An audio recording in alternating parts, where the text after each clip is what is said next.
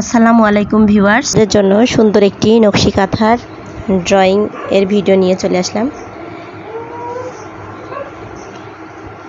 এই ভিডিওটি খুবই ছোট্ট করে আমি করেছি এবং এখানে আমি পেন্সিল দিয়ে সুন্দর করে দেখুন এই ড্রয়িংটা করে দিচ্ছি।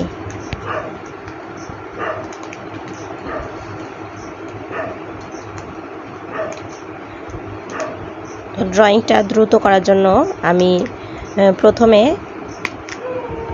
একটা করেছিলাম, এরপরে আমি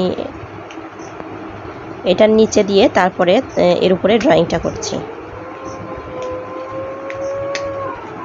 আসলে এই ডিজাইনটা যদি আপনারা নকশি কাঁথায় ব্যবহার করেন তাহলে অনেক সুন্দর লাগবে। ড্রয়িংটা খুবই কিন্তু কঠিন না, বেশ সহজ এবং ড্রয়িংটা দেখতে মাশাআল্লাহ অনেক সুন্দর হয়েছে। আমি চেষ্টা করব পরবর্তী কোনো ভিডিওতে এটি সেলাই করে দেখানোর।